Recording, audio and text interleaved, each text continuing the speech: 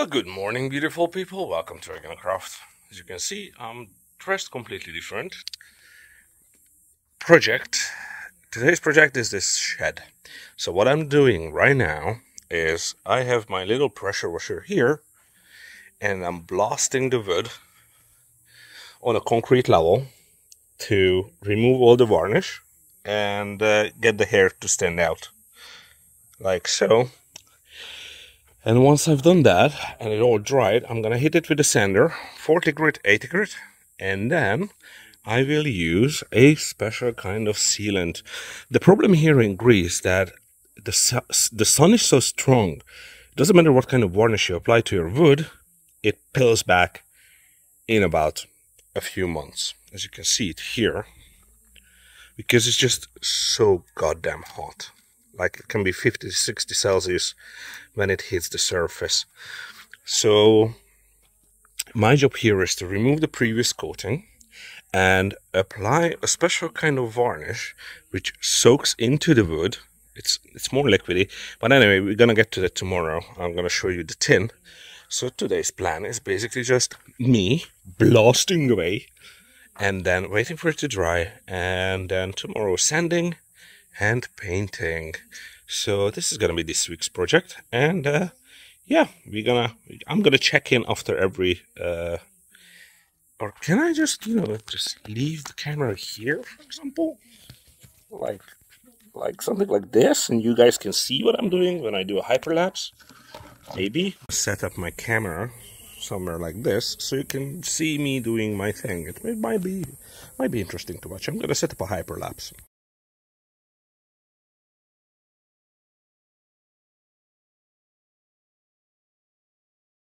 Alright, so the front side is done.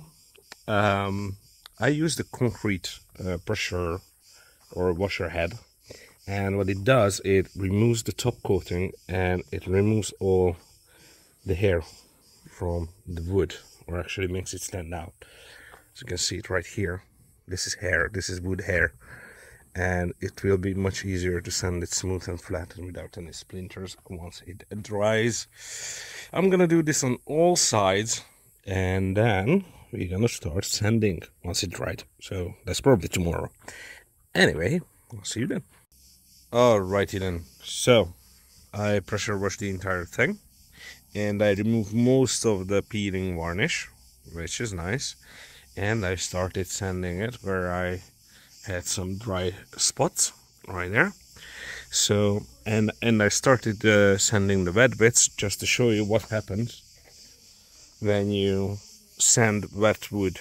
So when you start sanding it, it will turn into a mush, as you can see here, and there's nothing wrong with the sandpaper, but this mush got stuck on it, as you can see, and it fucks up your sandpaper. So that is why you wait for everything to dry before you start sanding it, so that you don't do like you do 1, 2, 3 and your sanding disc is full, so that you have to replace it. So and of course you don't do anything because you just smear it all over the thing. You don't really remove anything.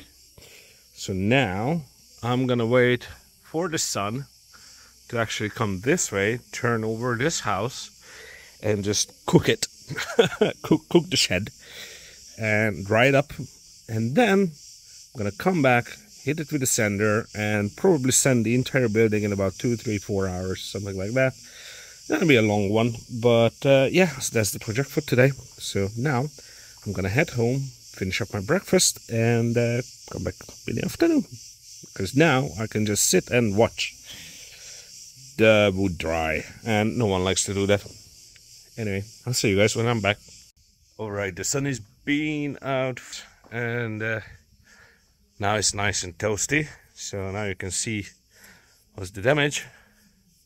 I'm gonna sand it, and then we're gonna get on varnishing.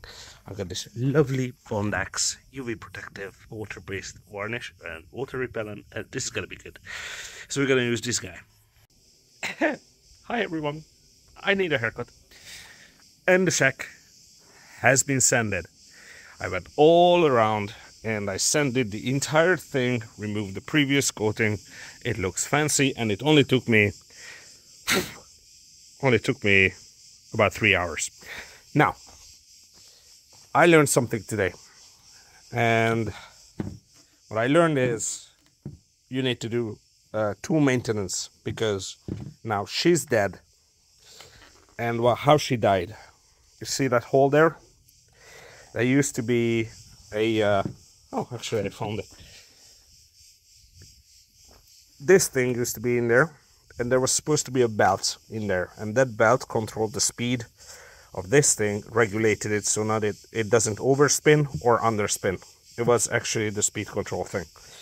And because I was sanding epoxy with it, there was one time I was sanding epoxy with it for like hours, and I didn't do maintenance on it. Long story short, the belt got stuck, and it heated up this little screw thingy, and it melted itself out from the socket right there. And then it started vibrating, and then the belt flew off, and the whole thing just collapsed on itself. So when you do an extensive session of sanding, you should take your shit apart, clean it, and then use it again. Also, I managed to burn down this angle grinder. Well, I didn't burn it down, but I almost burned it down. Basically what happened, I had to switch over because I have only one sander, and I use her like every day. So it was time to order another one. While it arrives, I got my trusty old angle grinder out. It's a heavy duty industrial simple angle grinder. So I started on this side, went over to the back, and suddenly I turned it off, and suddenly it didn't turn back on. And I was like, what the fuck? So I took apart the top part, which is just a shaft this way and the shaft this way. So it connects and it spins. And this shaft is being spun by a little electric motor in here. So I took off the back, right? And it was full of epoxy dust and sawdust and everything else in between. So I cleaned it out, and it still didn't want to turn on. And I'm like, this is an electric motor. An electric motor is very simple.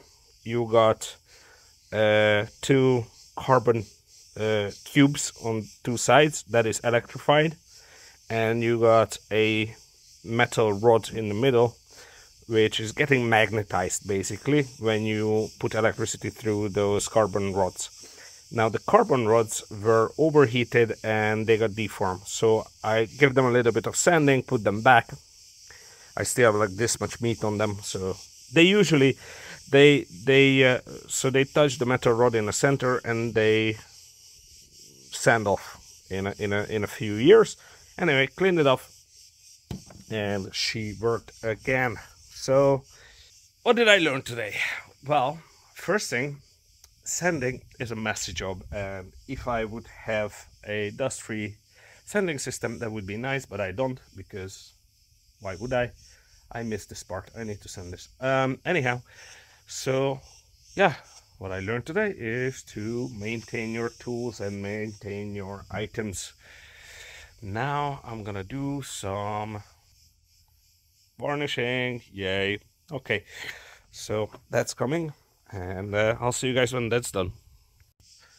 Alrighty, so I've started using this product, and it turns out this is a solvent-based wood stain with biocide and fungicide in it. And it's very interesting because when you apply the first coat, it soaks into the wood, but it smells like varnish. It looks pretty good so far. I like how it came out. I'm gonna hit it with, I'm gonna completely cover the entire building.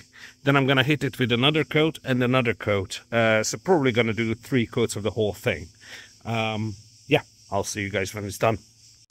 Oh yeah, by the way, I'm applying it with a synthetic fine hair brush, and it goes on great. It's very easy to work into the wood.